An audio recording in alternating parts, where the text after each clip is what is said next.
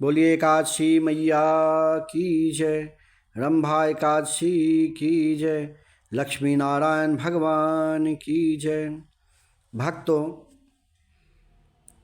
रंभा एकादशी व्रत कार्तिक मास की कृष्ण पक्ष की एकादशी को व्रत रखा जाता है। इस दिन भगवान कृष्ण का संपूर्ण वस्तुओं पूजन, नैवेद्य, आरती कर प्रसाद वितरण करके ब्राह्मणों को भोजन कराएं व दक्षिणा देते हैं।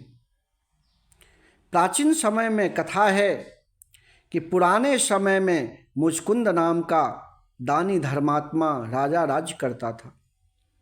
वह प्रत्येक एकादशी का व्रत रखता था। राज्य की प्रजा भी उसके देखा देखी प्रत्येक एकादशी का व्रत रखने लगी थी।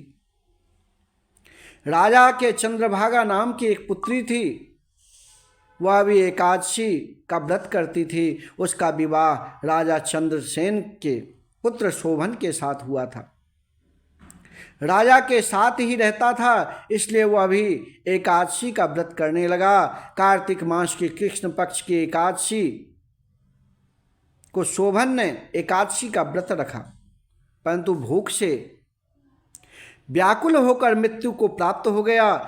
इससे राजा, रानी और पुत्री बहुत दुखी हुए, परंतु एकादशी का व्रत करते रहे। शोभन को व्रत के प्रभाव से मंदराचल पर्वत पर स्थित देवनगर में आवास मिला।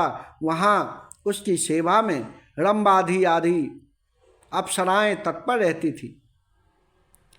अचानक एक दिन मुचकुंद मंदराचल पर्वत पर गए तो वहाँ उन्होंने शोभन को देखा। घर आकर उन्होंने वृतांत रानी एवं पुत्री को बताया। पुत्री यह समाचार पाकर पति के पास चली गई तथा दोनों सुखपूर्वक जीवन व्यतीत करने लगे और उनकी सेवा में रंभादिक अप्सराएं रहने लगी थी। इसलिए इस एकादशी को रंभा एकादशी कहते हैं। बोलिए वृंदावन बिहारी लाल की जय। एकादशी मैया की जय। लक्ष्मी नारायण भगवान की जय। श्रीमन्नारायण नारायण नारायण भजमन नारायण नारायण नारायण सत्यनारायण नारायण नारायण भजमन नारायण नारायण नारायण। जो नारायण नाम लेत है, जो नारायण नाम लेत है, ओ भव से हो जाए तारायण, ओ भव से हो जाए तारायण। श्रीमन नारायण नारायण नारायण।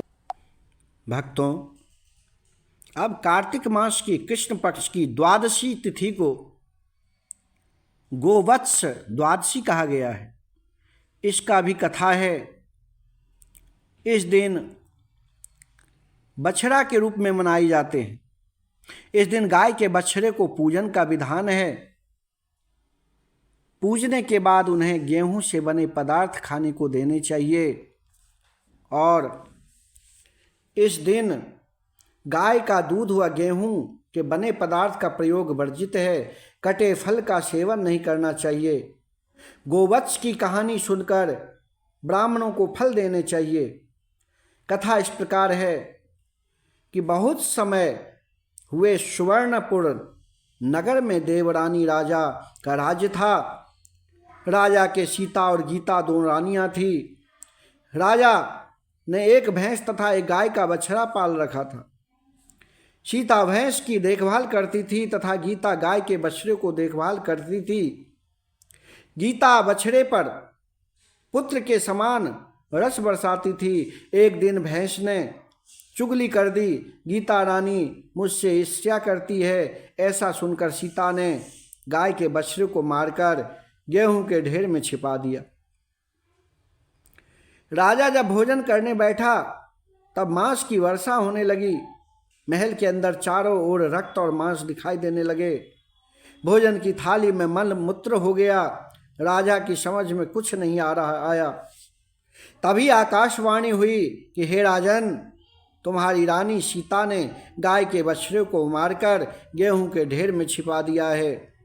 कल गोवत्स द्वादशी है, तुम भैंस को राज्य से बाहर करके गोवत्स की पूजा करो, तुम्हारे तप से बछड़ा जिंदा हो जाएगा। राजा ने ऐसा ही किया और मन में ही मन बछड़े से